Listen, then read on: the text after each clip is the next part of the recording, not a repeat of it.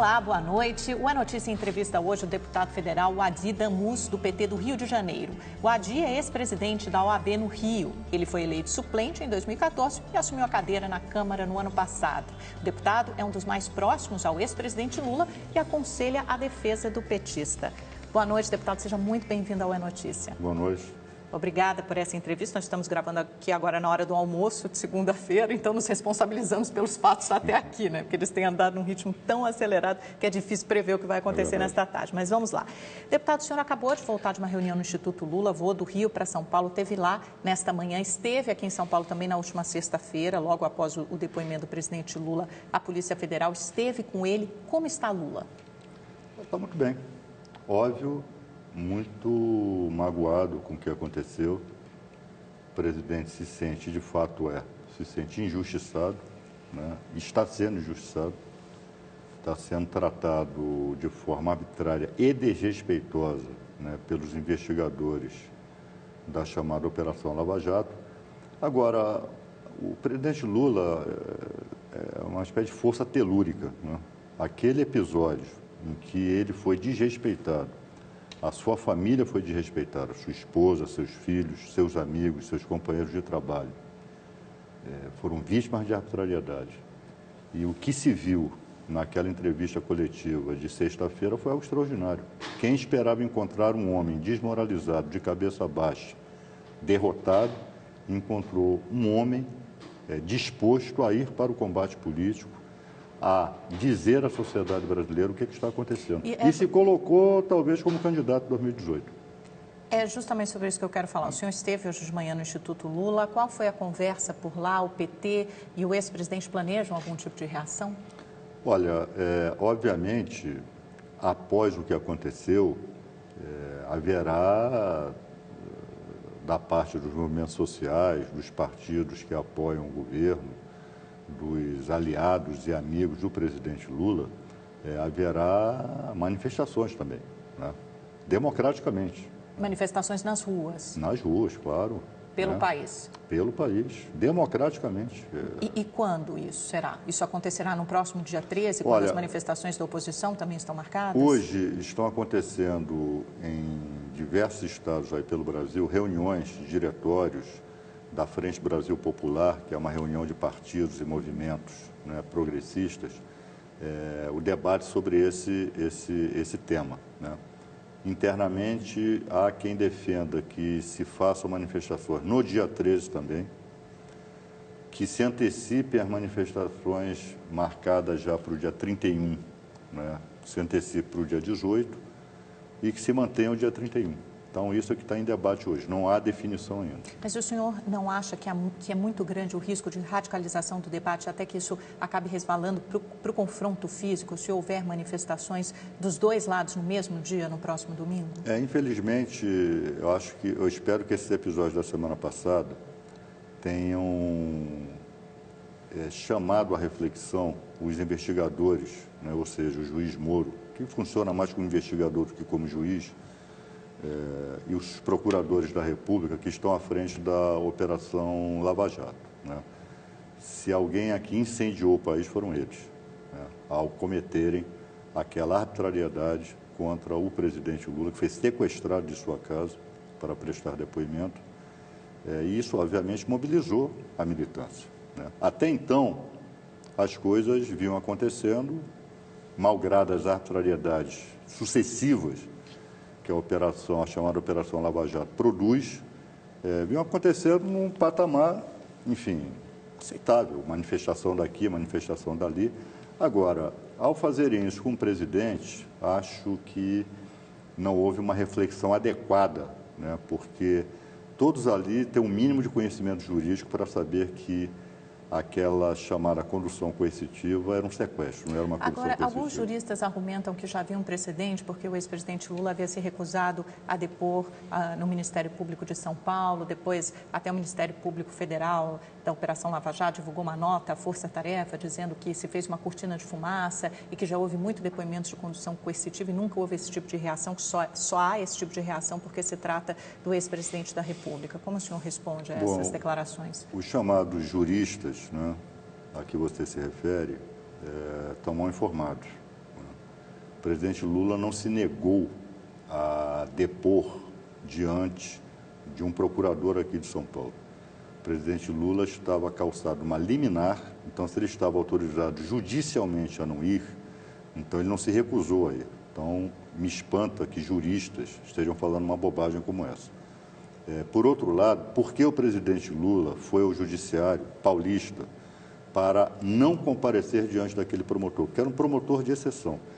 Ele usurpou as atribuições daquela investigação, e isso foi reconhecido, aliás, pelo próprio Conselho Nacional do Ministério Público e liminarmente pelo Tribunal de Justiça de São Paulo. Mas depois eles voltaram atrás, né? A turma do Conselho Nacional do Ministério Público decidiu que o promotor Cássio Conselino poderia continuar à frente das investigações. Uma decisão esdrúxula, porque a fundamentação é toda no sentido de reconhecer que aquele promotor não era o competente para o caso, mas como o ato já estava formalizado, mas que dali para frente não acontecesse mais. O senhor está dizendo que o promotor é parcial, o juiz Sérgio Moro também é parcial? Sem sombra de dúvida.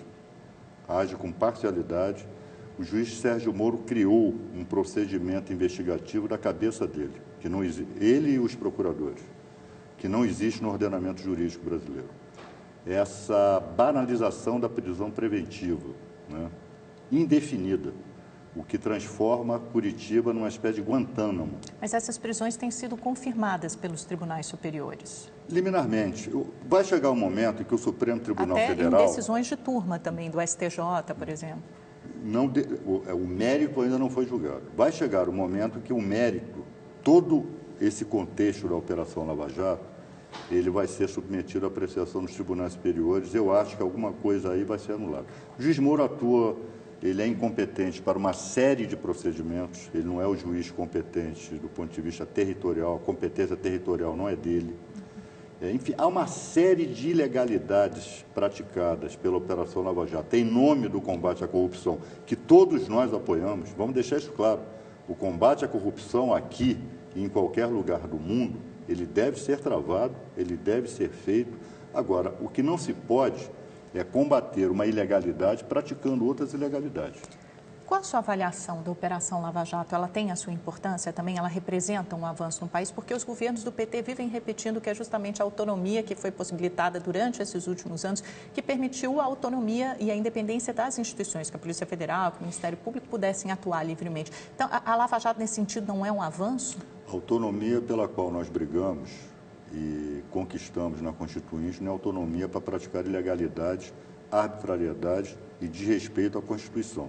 Ninguém é autônomo para isso, nem eu, nem você, nem o juiz Sérgio Moro. O senhor acredita na tese básica da Operação Lava Jato, que diz que partidos como o PT, o PMDB, o PP, se beneficiaram de recursos desviados, oriundos de corrupção da Petrobras, que isso foi usado em campanhas e para beneficiar políticos e partidos? Isso tem que ser provado, né? Já não foi factamente comprovado, com delações? Não houve sentença, na primeira instância. Não houve sentença judicial transitada em julgado. Isso só vai poder ser considerado provado quando não couber mais nenhum recurso de decisões de mérito. Agora, pelas evidências, os indícios, as delações que o senhor viu, o senhor acha que há fortes evidências de que isso sim, de que esse esquema de corrupção aconteceu na Petrobras? Claro que houve isso, é óbvio, né? Agora, quem fez, como fez, né? Isso tem que ser demonstrado no processo. O que não pode também é selecionar, né? E o que também compromete a chamada Operação Lava Jato são essas delações obtidas de réus presos, né? Olha, quem está preso, você pergunte a qualquer pessoa que já foi presa, né, qual é o primeiro pensamento que ela tem quando ela é encarcerada? É fugir, é sair dali. Então, no momento que o interrogador chega para ela e diz, fala que eu te solto no dia seguinte, e assim tem sido, a pessoa fala e é solta. Quem não fala fica preso. Ou seja, nós temos a pena sem processo. As pessoas ficam presas indefinidamente, né, até delatarem. E o que estão delatando é totalmente verdade, é parcialmente verdade, né? Quem delata está delatando tudo. Quem delata A deixou de delatar B. O que o senhor quer dizer com isso? Que outros partidos deveriam ser delatados e não estão sendo? Não é que... Primeiro, eu acho a delação algo imoral, né? Eu não... Agora, ela é direito Mas posto... ela é prevista em lei, né? Foi, inclusive, assinada pela presidente Dilma Rousseff. Ela é direito posto e temos que lidar com ela. Mas eu não apoio delação. Acho que devia delatar... se o delator ele está se comportando de forma honesta e nos termos da lei, ou seja, delata espontaneamente. Já tenho a minha reserva se ele está preso, se essa delação é espontânea. E delata todos os fatos. Ele está delatando todos os fatos? Ele está delatando todas as pessoas? Ele está delatando todos os valores? A Operação Lava Jato está recuperando a totalidade dos valores desviados? Eu afirmo a você que não. Mas, de qualquer forma, já é alguma coisa, né? Olha, já é um avanço importante. Não, já é um avanço importante em que o delator sai livre, leve e solto para usufruir aquilo que ele não declarou na sua delação e usufruir o dinheiro roubado. E aí nós vamos chegar à conclusão, quem sabe, que o crime compensa. Vamos falar do ponto de vista político um pouquinho. Deputado, o senhor falou, e o próprio ex-presidente Lula falou naquele pronunciamento dele, após a condição coercitiva, na sexta-feira, sobre a candidatura em 2018. O senhor acha que isso intensificou o ânimo dele de ser candidato em 2018? É mais provável que ele saia candidato depois do que aconteceu na sexta? O presidente nunca disse peremptoriamente que é candidato. Agora é óbvio que ele é um candidato natural. Óbvio. Mas qual foi o discurso internamente, nos bastidores? O senhor estava lá na sexta-feira no diretório do PT. A vontade dele, o senhor sentiu, como pessoa próxima ao ex-presidente, que a vontade dele de sair candidato aumentou ou diminuiu? Tive a nítida impressão, a nítida sensação, e não fui só eu, de que aumentou. Né? Eu acho que se a eleição fosse hoje, ele seria candidato. Aquele episódio, eu percebi que mexeu profundamente com o presidente Lula. Sobretudo a humilhação a que foi submetida a família dele. Né? E essa tentativa de destruição do legado que os dois governos dele deixaram para o Brasil e, sobretudo, para as populações mais pobres. Né? Mas quem está destruindo esse legado não é o atual governo? A mídia, você aqui falo com todo o respeito, com toda a consideração, a grande mídia. Não são erros na economia do governo Dilma Rousseff? O sistema de justiça brasileiro, não, destruiu o legado do ponto de vista econômico. Do ponto de vista moral, né? Ou seja, mas isso não foram erros do próprio PT que se deixou envolver com corrupção? Quem mais não se deixou envolver com corrupção? Agora, mas isso a corrupção tem que estar, motivo, isso tem que estar provado, é isso que eu estou dizendo. Não, não é justificativo, claro que não é justificativo. Eu quero dizer a você, corrupção tem até na Dinamarca. E isso não é motivo para caça às bruxas, isso não é motivo para devassa na vida das pessoas, como a vida do presidente Lula e de sua família está sendo devassada. A corrupção é crime, previsto em lei. Como é que se apura um crime? Nos termos da lei e nos termos da Constituição. Apurou o crime, está provado, quem acusa que o crime foi praticado conseguiu provar, está condenado o réu, o assunto encerrado. Agora, isto virou o centro do jogo político. Você vai à Câmara dos Deputados ou no Senado Federal, não se discute mais um projeto para o Brasil. Eu não vejo um líder da oposição subir para dizer, olha, se nós chegarmos ao poder, vamos fazer assim assado na economia, vamos fazer assim assado na educação. Vamos pegar o PSDB aqui em São Paulo. Né? O que seria a política de educação do PSDB? Roubar merenda? Seria essa a política? É isso que eles têm para oferecer até agora. Agora, deputado, qual será a reação da defesa do ex-presidente Lula? Né? Porque a Lava Jato agora colheu uma série de documentos, né, nesses mandados de busca e apreensão que cumpriu na sexta-feira e provavelmente vai haver novas revelações a partir daí. Né? Tem alguma estratégia da defesa? Olha, o que a defesa gostaria muito, e que qualquer cidadão que preze a Constituição gostaria, é que tudo isso fosse tratado como manda a lei, como manda a Constituição. Né? Se os documentos apresentados pelo presidente Lula, ou apreendidos nessa busca da semana passada, demonstrarem, gerarem perplexidade, gerarem dúvida, peçam esclarecimentos antes de irem à televisão, antes de irem ao jornal, pensar partes de documentos, pensar partes de depoimentos, para já criar a sensação de culpa antecipada. Né? Agora, o senhor assim faz um bom juiz, assim faz um bom procurador. O senhor acha que hoje há um temor real, há uma possibilidade real de que o ex-presidente Lula seja preso? Pode haver um mandado de prisão contra ele? Olha, quem está sendo objeto de atos arbitrários, quem é perseguido por um estado de exceção, tem que ter esse temor mesmo. Na ditadura militar, todo mundo que fazia política naquela época, contra o regime, tinha medo de ser preso a qualquer momento. É essa a sensação que a Lava Jato ela consegue disseminar. Então, o senhor está falando do ponto de vista objetivo, não há temor nenhum do presidente Lula. Do ponto de vista objetivo, não há nada que a Operação Lava Jato tenha obtido até agora que possa levar, que possa justificar o mandado de prisão do presidente Lula. Mas, do ponto de vista de realidade da Operação Lava Jato, um mandado de prisão contra o ex-presidente Lula não pode ser descartado, a seu ver? Porque é uma operação arbitrária. Então, dentro do arbítrio, nenhuma arbitrariedade pode ser descartada. O ex-presidente Lula teme ser preso? Temer não. Ele sabe que está sendo alvo de uma caçada. Agora, ele é o maior líder... Ele acha que pode ser preso? Oi? Ele acha que pode ser preso? Não, os grandes líderes, né, sempre acham que as coisas ruins não os atingem. Né? Então, o presidente Lula, como grande líder, acha que não. Mas os advogados, nós que estamos atuando na defesa jurídica do presidente Lula, nós temos que encarar todas as possibilidades. Então, o senhor acha que essa é uma possibilidade? Dentro do arbítrio, não dentro do direito, como era uma possibilidade eu ter sido preso na época da ditadura. Qual seria o efeito de uma eventual prisão do presidente Lula? Olha, tivemos uma pequena amostra na semana passada. Seria pior? Muito pior. Maior? Muito maior. As pessoas iriam às ruas, poderia haver risco de uma convulsão social?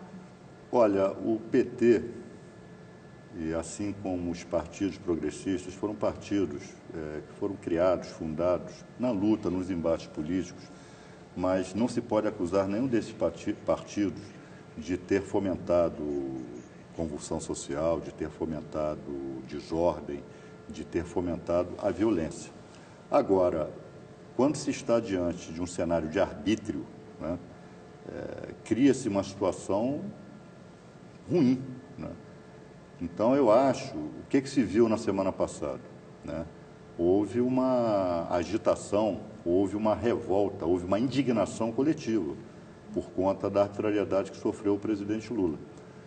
Uma eventual prisão do presidente Lula elevaria esse sentimento de indignação a proporções bem maiores.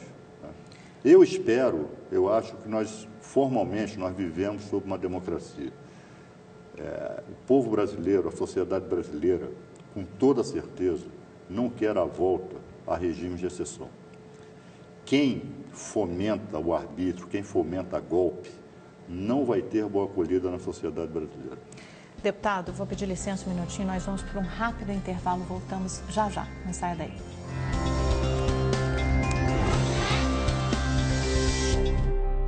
Olá, estamos de volta com o deputado do PT do Rio de Janeiro, o Adi Damus, que é muito próximo ao ex-presidente Lula, aconselha a defesa dele, e também ex-presidente da Ordem dos Advogados do Brasil no Rio, né, da seccional do Rio. Deputado, esses últimos capítulos da Lava Jato, a delação do Delcídio, o depoimento do Lula na sexta-feira, vão servir para selar a reaproximação entre a Dilma e o Lula? Olha, eu não sei se o termo é reaproximação, não me consta que eles estivessem afastados, obrigados. O que eu percebo no presidente Lula, que ele tem uma marca muito forte, ele foi um presidente até hoje, com todo esse massacre midiático, ele até hoje é o presidente, considerado o maior presidente da história do Brasil, pela maioria dos brasileiros. Então ele deixou uma marca muito forte, e ele foi um fator fundamental da eleição da presidente Dilma. O senhor está dizendo que a Dilma não consegue sobreviver sem o Lula e o PT, politicamente? Não sei, isso é uma afirmação, enfim, eu posso dar um palpite nesse sentido. Agora, qual o seu palpite?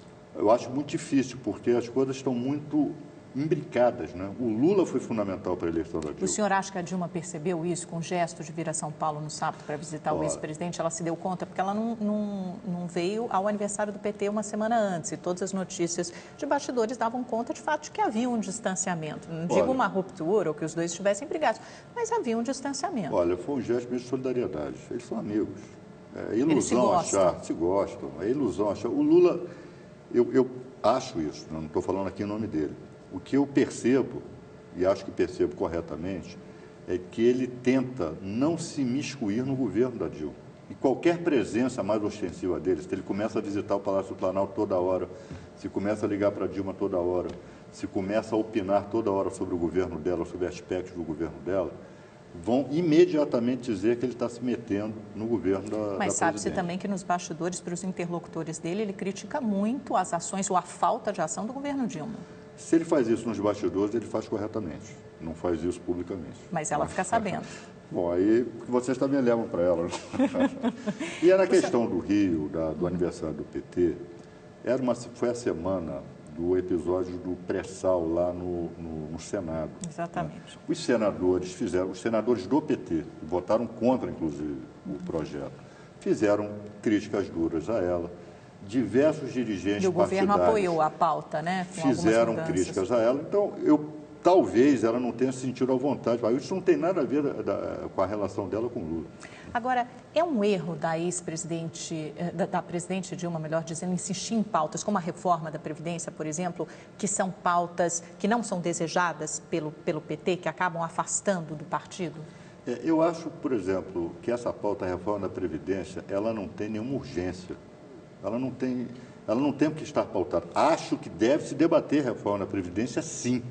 Agora, é um assunto tão complexo que envolve uma série de fatores humanos, econômicos, enfim, que deve ser um debate permanente e travado num fórum específico. De fato, na bancada do PT, da Câmara dos Deputados, nós questionamos o porquê dessa premência em colocar na agenda de agora a reforma da Previdência. O que dizem é que ela quer deixar alguma coisa como legado, né? Que ela queria deixar a reforma da Previdência como legado. O problema quando se fala em reforma da Previdência, a sensação que se dá é perda de direitos. Não necessariamente uma reforma da Previdência traga ou perda de direitos. Ou atualização à vida real, né? Mas já há um sentimento de que isso possa configurar retirada de direitos. Daí o cuidado que a gente quer tratar o assunto. Voltando à questão da Lava Jato, deputado, o senhor compartilha da visão do ex-presidente Lula e também do PT de que o ex-ministro da Justiça, José Eduardo Cardoso, não tinha controle da Polícia Federal na Lava Jato? Olha, eu nunca vi o presidente Lula publicamente dizer isso. E reservadamente? A mim não disse. Mas a várias pessoas dizem, todo mundo sabe. Acho que, em parte, como o cenário político está criminalizado, a política como um todo está criminalizada. Na verdade, a grande vítima desse cenário de criminalização é a política. Se você for fazer uma avaliação junto à população de como ela avalia os políticos, e aí entra de qualquer partido, a nota vai ser muito baixa, né? E isso é ruim. Isso é ruim para a democracia. Porque fora da política o que nós temos é autoritarismo. O que se diz é que o Cardoso caiu por pressão do ex-presidente Lula e do PT depois da prisão do João Santana. Olha, eu posso afirmar a você que isso não corresponde aos fatos. O ministro Cardoso, com quem eu tenho um bom relacionamento pessoal, diria até que é meu amigo, né? Por diversas vezes manifestou o desejo dele de terminar o doutorado. Ele estava há muito tempo no cargo, ele atravessou o primeiro mandato da presidente Dilma e já agora, 2 meses, 3 meses, no olho desse furacão de uma criminalização da política em que a Polícia Federal tornou-se um ator político. O Judiciário tornou-se um ator político, o Ministério Público tornou-se um ator político. Mas cabe ao ministro da Justiça controlar essa Polícia Federal? É atribuição dele? Não é atribuição dele, não é. Ele não pode interferir nas investigações. Ele não pode chamar um delegado aqui e dizer, eu não quero que você faça isso, não quero que você investigue. Então erram os setores do PT que acham que o ministro da Justiça deveria controlar as ações da PF? Erram, porque não pode controlar. Falando sobre a investigação em si, em relação ao ex-presidente Lula, né, a investigação afirma da Lava Jato que o governo, no caso o próprio presidente Lula, é um dos principais beneficiários do esquema de corrupção da Petrobras. Né? O Ministério Público questiona se Lula desconheceria as fraudes na Petrobras, já que seria ele, como chefe do governo, responsável, em última instância, pelo loteamento político, pelas nomeações dos diretores da Petrobras e, como tal, beneficiário, pelo menos indireto, do financiamento ilícito do PT. Estou lendo que está ali no Ministério Público. Para acusação, não é possível que ele não soubesse. Ele não sabia, deputado? Essa é uma tese, isso é nazismo. Não é possível que ele não soubesse. Como não tem provas, como age na base das ilações, fazem uma afirmação como essa. Mas isso é feito com base na teoria do domínio do fato que foi aceita pelo Supremo Tribunal Federal para condenar o Zé Dirceu no Mensalão, por exemplo. Exatamente, para mostrar que não havia provas. Mas foi aceita pela instância máxima da Justiça. Erradamente, né? E isto se chama nazismo. Isso se chama estado de exceção. Condenar uma pessoa sem provas chama-se estado de exceção. Eu convido o cidadão e a cidadã que está aqui nos assistindo a um dia se vir numa situação em que qualquer um pode um dia se envolver de ser réu num processo judicial e ser julgado dessa forma. Não tinha como você não saber. Não tinha como a senhora não saber que seu filho fez isso. Não tinha como o senhor não saber que seu irmão fez aquilo. Por isso o senhor é culpado. Esse padrão repugnante que o julgamento do Mensalão deixou, a Lava Jato está aperfeiçoando. Isso é estado de exceção, isso é autoritarismo e isto vai nos levar não sei para onde. Agora, é legítimo que o senhor faça essa defesa, mas não falta ao próprio ex-presidente Lula vir a público e também responder a todas essas acusações de forma mais detalhada e mais contundente? Porque ele fez um pronunciamento na sexta, mas ele passou por cima, deu alguma pincelada sobre essas acusações, falou muito mais do ponto de vista político. Ele não tem que falar do ponto de vista da defesa, dele se defender? Olha, se essa sua afirmação for uma afirmação no campo político, ou seja, ele é um político, foi um presidente da República. Sim, uma figura então, pública, politicamente ele deve uma satisfação à sociedade. Do ponto de vista do processo, não. Não, sim, mas do ponto de vista... Cabe a quem acusa provar. Mas do ponto de vista político, levando em consideração que ele é uma figura pública de grande notoriedade, a sociedade não merece uma explicação, uma satisfação? Ele mais cedo ou mais tarde vai fazer isso. O problema é o seguinte, a hora que ele fizer isso, a Lava Jato no dia seguinte vem com outro fato. A hora que ele fizer isso, então todo dia ele vai ter que dar uma entrevista coletiva para ficar se justificando por conta das invencionices da Operação Lava Jato. Mas até do ponto de vista da defesa, do ponto de vista político, esse silêncio ou essa demora em responder a todas as acusações, quer dizer, isso não faz com que cresçam as dúvidas a respeito da inocência dele? Não é uma estratégia errada? O problema é que você não sabe quais são as acusações. As acusações ele toma conhecimento pela imprensa. Ele vai se defender do quê? Do pedalinho. Ele já disse que o sítio não é dele, ele já disse que o triplex não é dele. Cadê a escritura com o nome dele lá no sítio? A tal cota lá do tal triplex lá do Guarujá, ela está declarada no imposto de renda dele. Ele já esclareceu isso, e esses esclarecimentos a que você se refere, todos já foram feitos em todos os procedimentos onde ele prestou depoimento. Mas ele não vai fazer isso numa entrevista a um grande veículo de comunicação? Vai. Eu já disse aqui, eu não sou porta-voz do presidente Lula. Mas com quase toda certeza eu posso dizer a vocês que vai. O senhor falou agora, por exemplo, que não é proprietário do sítio em Atibaia. No entanto, uma série de obras e melhorias foi feita pelas construtoras Odebrecht, o AES, pelo amigo dele, o empresário José Carlos Bunlais, já ficou demonstrado. Por que essas obras foram feitas, então? Quem pagou por essas obras? Provavelmente esses amigos dele. Eu quero saber onde é que está a ilegalidade. A ligação disto com propina da Petrobras, prove o doutor Moro, prove os procuradores. A suspeita é de que o sítio não pertencia a ele, que esses amigos, o Fernando Bittar e o Jonas Suassuna, são apenas laranjas, que o ex-presidente Lula seria o real proprietário desse sítio, haja visto, enfim, que ele frequenta muito, que tem os pedalinhos, que essas obras foram feitas de empreiteiras que supostamente deviam favores ao presidente ou que quiseram agradá-lo. Olha só, se alguém quiser me agradar depois de eu largar a presidência da República, isso é crime? Segundo, numa narrativa com base num bom senso.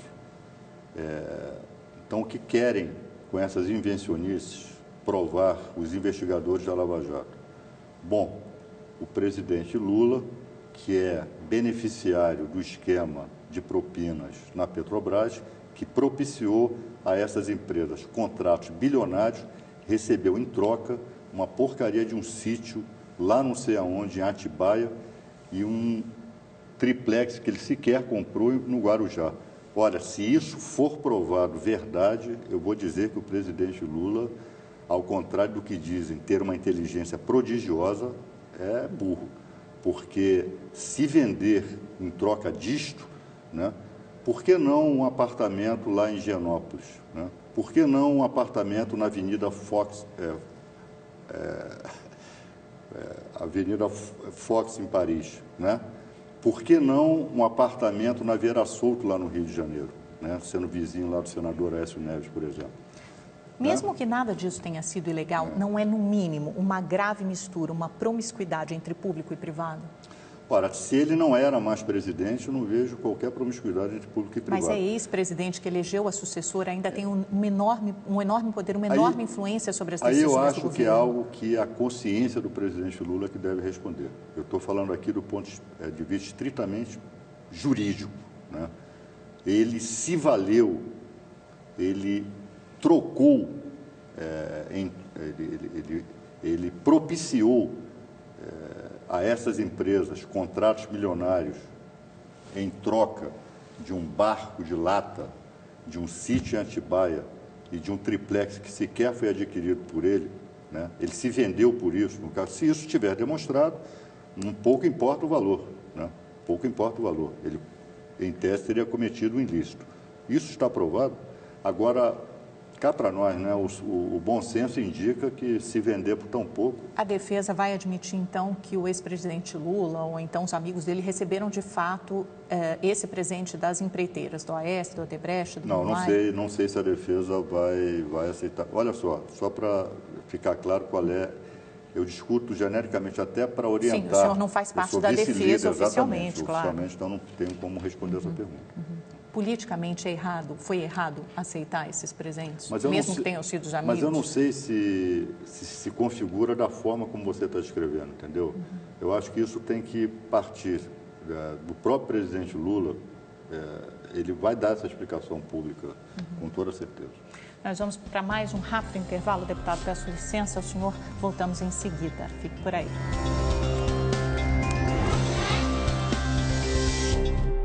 Olá, a notícia está de volta com o deputado do PT, o Adi Damus. Deputado, no caso do triplex em Guarujá, os investigadores da Lava Jato afirmam que a dona Marisa, ou a família do presidente, tinha uma cota de R$40 mil e obras no valor de R$770 mil foram feitas pela OAS. Eles acham impossível que essas obras tivessem sido feitas se o apartamento não pertencesse de fato ao ex-presidente, né? A gente sabe que a dona Marisa foi lá diversas vezes, inclusive tem até uma foto do ex-presidente com Léo Pinheiro, que é o dono da OAS. Essas evidências de fato não apontam para isso, para a propriedade do apartamento? Olha, primeiro, esse valor de R$780 mil, enfim, 770 mil reais, né? Ou até mais, eu acho que com alguns enfim, qualquer valor móveis advindo dali, eu não sei de onde foi tirado isso, né? E não sei, desconheço que tenha sido feito a pedido do presidente Lula ou da dona Marisa. Isso também vai ter que ser demonstrado. Há um fato objetivo. Foi adquirida uma cota e o presidente Lula e sua família não compraram um apartamento. Esse é o dado objetivo. Mas é razoável supor que todas essas melhorias fossem feitas se o apartamento... Quer dizer, não seria um prejuízo para a OAS fazer todas essas melhorias num valor caro, uma soma alta, se esse apartamento não fosse ficar com o ex-presidente? Então, repito, eu não sei se essas obras, de fato, que foram feitas, chegaram a esse valor e se foram para o presidente Lula e dona Marisa. Aí cabe ao OAS esclarecer, cabe ao presidente Lula esclarecer, enfim. O dado objetivo foi adquirida uma cota e houve desistência da compra. Esse é o fato objetivo.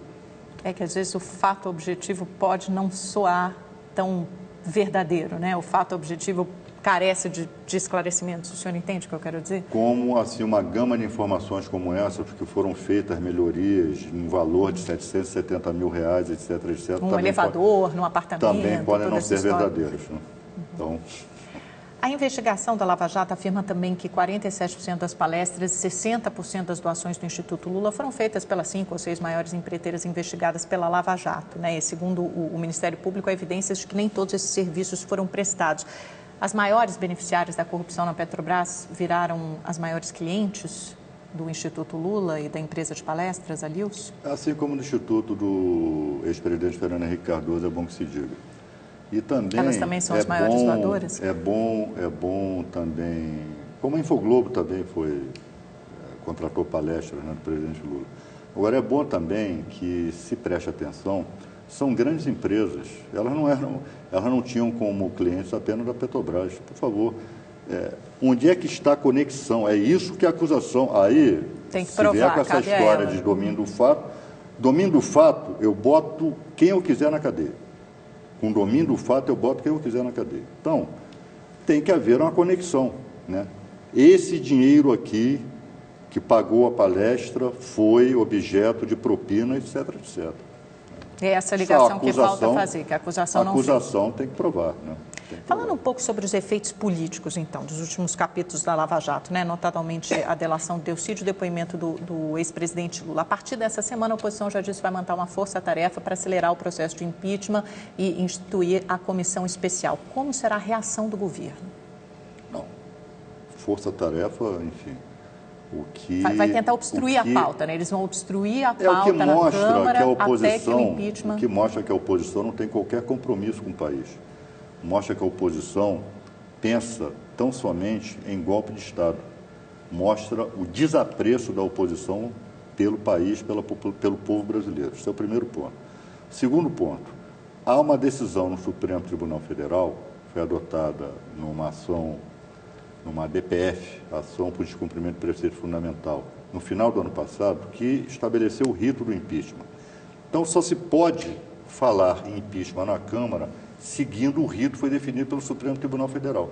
Então, a oposição ela tem que obedecer a isso. Então, ela faça a força-tarefa que ela quiser.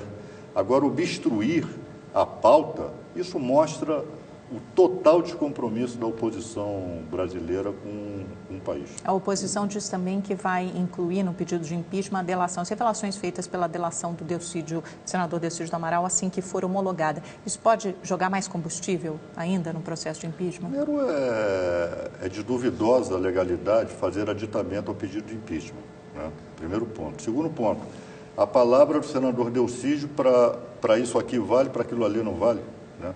Quando ele falou todas aquelas bravatas naquela gravação clandestina, ele foi tratado como um fanfarrão, foi tratado como um bravateiro e, bom, mas como ele pode estar comprometendo na sua delação a presidente Dilma, a presidente Lula, aí torna-se verdade. Delação premiada, é preciso também que o telespectador entenda, não é prova. Precisa ser acompanhada de provas, né? Agora, a oposição conta com as manifestações do próximo domingo, né, como a gente disse aqui no 3 de março, como uma espécie de catalisador do impeachment, que isso acelere o processo. O senhor acha que, dependendo do tamanho dessas manifestações, de fato pode ter esse efeito? O telespectador mais antigo, né, não vou chamar de velho, mas deve se lembrar da Marcha com Deus pela Liberdade, que aconteceu em 1964, foi uma marcha golpista. Então, a oposição está se inspirando na Marcha com Deus pela Família, que aconteceu em 1964, para voltar a dar um golpe aqui no Brasil. Só que a sociedade brasileira está amadurecida, as instituições brasileiras estão amadurecidas e não vão aceitar que um mandato legitimamente conquistado nas urnas por 54 milhões de votos seja usurpado por isso. Marchas, manifestações, comícios integram o direito democrático de livre manifestação. Marchas a favor, marchas contra, haverá também manifestações a favor do governo. Então, isso o governo também está preocupado, né, deputado? Isso integra a democracia. O que não se pode é transformar a marcha em instrumento de golpe. Agora, há outras delações em colaborações na fila da Lava Jato, né? A gente sabe do Léo Pinheiro, o dono do AS, que está negociando a delação dele, próximo ao ex-presidente Lula, diretores da Odebrecht, da Andrade Gutierrez. Quer dizer, todos doadores de campanha. para vários partidos, diga-se de passagem. E ainda a prisão do João Santana, marqueteiro da campanha da presidente Dilma. Como é que o governo vai sair dessa paralisia num cenário tão turbulento como esse? Esse é o problema, não é? Esse é o cenário do golpe. Né? O cenário de um golpe é não permitir que o governo governe. A criminalização ampla, geral e restrita. Não é? Essas pessoas que fazem delação, elas confessaram crimes, né? Então a sua palavra ela deve ser acompanhada, porque é uma palavra duvidosa, né? Até porque obtida em circunstâncias, como eu já disse aqui, extremamente de coação, né? Você está preso e delata. E é bom a oposição também prestar atenção nessas delações, né? Porque nada garante que também os seus líderes não venham a ser delatados, porque essas empresas doaram, não foi só para o PT, né? Houve doações milenárias para as campanhas do senador Aécio Neves, por exemplo. Então, por isso, né, que nós devemos preservar as instituições e aguardar o julgamento soberano do Poder Judiciário brasileiro. O mercado também reagiu muito fortemente, né? Esses últimos capítulos da Lava Jato. A Bolsa teve a melhor semana desde 2008, o dólar caiu bastante também. Quer dizer, o que eles dizem, o que eles demonstram de outra forma é que o problema é a presidente Dilma, e que a saída dela seria melhor para a economia, seria um alívio para a economia. Exato, ela vai sair em 2018, né? É o que manda a Constituição. E o que, não é que isso vai que manda acontecer? A Constituição? É o que manda a Constituição, mas o que vai acontecer até lá? Uma paralisia, um desgaste maior ainda do ponto de vista político, do ponto de vista econômico? Quer dizer, o país vai sangrar? Vamos parar de sabotar o país, né? Mas isso acontece só pela sabotagem? Não são erros do governo também? Porque a própria base aliada está completamente fragmentada, né? O governo não consegue colocar um projeto em pauta, um projeto em votação. E tem a maioria. Sim, mas se há pautas bombas, se há obstrução, se há sabotagem, ninguém governa. Esse é o problema. Mesmo com a grande maioria no então Congresso. Então vamos agora, já que se trata de um governo fraco, vamos esquecer o que está dito na Constituição, vamos decretar o impeachment, né? E pronto, nos livramos do governo e fazemos um golpe de Estado. Pode ser uma solução também. 64, essa foi a solução. Tem alguma possibilidade da presidente Dilma renunciar? O senhor Não acredito nisso, até pela própria personalidade da presidente Dilma. A presidente Dilma, o que ela sofreu no passado, me parece ter sido de maior magnitude do que ela está sofrendo hoje, né? O governo dela será um governo de retrocesso, deputado? De retrocesso em que sentido? Social, econômico, político, porque parte do legado do ex-presidente Lula está sendo erodido, né? A gente vai para o segundo ano de forte recessão, as pessoas estão perdendo seus empregos, estão perdendo poder aquisitivo, estão perdendo a renda conquistada nos 8 anos do governo Lula. Será um governo de retrocesso nesse sentido? São dois aspectos, né? Primeiro, nós vivemos uma crise mundial intensa. A crise não é só brasileira. Muito mais intensa no Brasil. Vai né? ver o índice de desemprego lá na França e na Espanha. Né? Vamos comparar percentuais. Tudo bem, mas no ano passado o Brasil só foi melhor do que a Ucrânia e Venezuela. Eu estou falando em termos de emprego. E aqui se luta para não se suprimir direitos, né? Acho que a política econômica do governo merece reparos. Eu não sou entusiasta da política econômica do governo. Agora, não vamos colocar tudo sob as costas do governo e dizer que o governo é o único responsável, porque não é. E mais, o presidente Lula, que fez 2 grandes extraordinários governos, também fez ajuste fiscal e teve, né, um cenário mundial bastante favorável, mais favorável do que a presidente Dilma está tendo nesse momento. É bom a gente lembrar disso. Deputado, tem 2 minutinhos para a gente terminar a nossa entrevista, então vamos para o nosso pinga-fogo final tradicional. Sérgio Moro. Autoritário. Rodrigo Janot. Boa pergunta. Um procurador que deve olhar para todos os espectros do campo que ele investiga. Teori Zavascki. Ministro sério. Lava Jato. Estado de exceção. José Eduardo Cardoso. Um bom ministro. Eduardo Cunha. Fora. Aécio Neves. Também merece ser investigado. Fernando Henrique Cardoso. Um mau presidente. Lula. Um grande presidente. E Dilma. Uma presidente com dificuldade. Deputado, muito obrigada pela sua entrevista aqui no É Notícia. Foi um prazer conversar com o senhor. Prazer foi meu. Obrigada a você também que nos assistiu até essa hora. Tenha uma ótima semana e você pode acompanhar todas as entrevistas no nosso site, também nos seguir pelos Twitter. Os endereços das redes sociais aparecem aqui embaixo no seu vídeo. Tenha uma excelente semana e até a próxima segunda-feira. Até lá!